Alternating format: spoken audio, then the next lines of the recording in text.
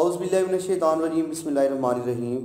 دوستو، آج کا ہمارا ٹاپک ہے دنیا کے اندر جنگوں کی اقسام، جنگیں کیوں لڑی گئی ہیں۔ یقیناً یہ بڑا اہم کویسچن ہے کہ جنگوں کی حقیقت کیا ہے، اسلام کے اندر کتنی جنگیں ہیں اور دنیا کے اندر جو ہے وہ کتنی جنگیں ہیں، اسلام کے فکر کے اندر کتنی جنگیں ہیں۔ میں یہ دیکھتا ہوں کہ ہمارا بہت سا جو مذہبی طبقہ ہے، معذرت کے ساتھ، کیونکہ بہت سارے لوگوں کی افیلیشن بھی ان کے ساتھ اٹیچ ہے، تو وہ جو جنگوں کا جو کانسیپٹ ہے وہ آج تک ان لوگوں کو جو ہے وہ کلیئر نہیں ہے۔ ہمارا مذہبی طبقہ بہت سارا یہ کہتا ہے کہ اسلام کے اندر اقدامی جنگ ہی نہیں ہے، اسلام کے اندر اقدامی جنگ ہی نہیں ہے۔ تو میں ان سے یہ کویسچن کرتا ہوں کہ اسلام کے اندر اگر اقدامی جنگ نہیں ہے تو مجھے یہ بتاؤ کہ یہ جو غزوہ بدر کے اندر نبی کریم صلی اللہ علیہ وآلہ وسلم نے مدینہ سے نکل کر جو اقدام کیا تھا وہ کیا تھا؟ تو یہ کیا چیزیں تھیں؟ آپ دیکھیں کہ شام کا جو علاقہ ہے، جو یہ سارا فتوحات ہوا ہے، ایران کا علاقہ فتح کیا گیا ہے، تو یہ کیوں کیا گیا ہے؟ تو یہ اقدام نہیں تھا۔ ہمیں یہ بتایا جاتا ہے کہ اسلام کے اندر صرف دفاع ہے۔ دفاع کیا ہے؟ اگر کوئی آپ کے ملک کے اوپر چڑھ آئے، حملہ کر دے، تو آپ اپنے دفاع کے لیے جو ہے وہ جنگ لڑیں۔ How it is possible?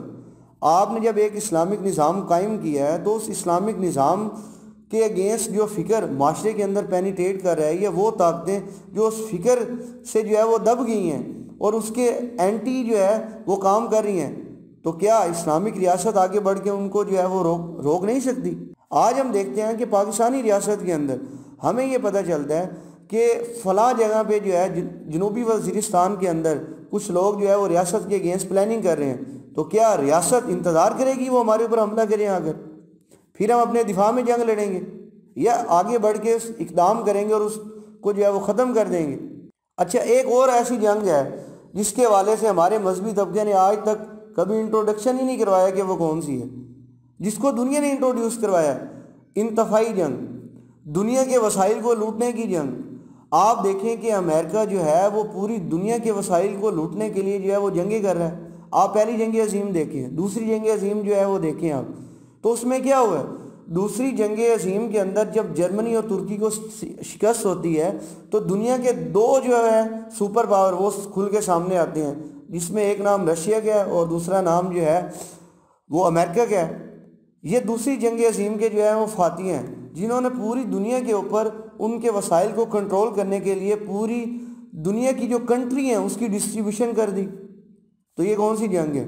آپ دیکھیں کہ شام کے اندر جو ہے وہ داعش ہے، جس کو امریکہ نے پیدا کیا ہے، تو وہ وہاں پہ کیوں ہے؟ وہ وہاں سے تیل جو ہے اس کے وسائل کو کنٹرول کرنے کے لیے۔ آپ عراق کے اندر چلے جائیں تو عراق کے اندر امریکہ نے کیوں جنگ لڑی ہے؟ تو ظاہر ہے اس کے جو تیل کے وسائل ہیں اس کو کنٹرول کرنے کے لیے۔ کہ افغانستان کے اندر جو امریکہ ہے وہ یہاں پر آ کے کیوں بیٹھ گیا؟ وہ اس لیے یہاں پر آ کر بیٹھا ہے کہ یہاں سے جو معدنیات ہیں، جو یہاں سے ذخائر ہیں، وہ نکال کے جو ہے وہ باہر لے کے جائے۔ تو یہ استحصالی جنگ ہے، جس کو انتفاعی جنگ کہا جاتا ہے۔ اور اس جنگ سے نقصان کیا ہوا انسانیت کے اوپر کہ جو تھرڈ ورلڈ کنٹریز ہیں، ان کنٹریز کے وسائل لوٹ لیے امریکہ نے اور ان کو ایک ایسے مقام کے اوپر لا کے کھڑا کر دیا ہے جس سے وہ اپنا قومی نظام کو رن کرنے کے لیے بھی جو ہے وہ ان کے پاس پیسے نہیں ہیں۔ تو پھر یہی ممالک ان کو قرضے دیتے ہیں اور اپنے ایک بلاک کے اندر شامل کر کے ان کا استحصال کرتے ہیں۔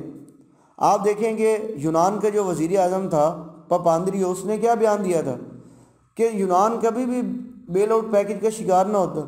اگر یہاں پر ملٹی نیشنل کمپنیاں جو ہیں جو استحصالی رویے کے ساتھ یہاں سے سارا خزانہ اور وسائل لوٹ کے جو ہے وہ باہر ممالک کے اندر جو ہے وہ رکھ رہے ہیں۔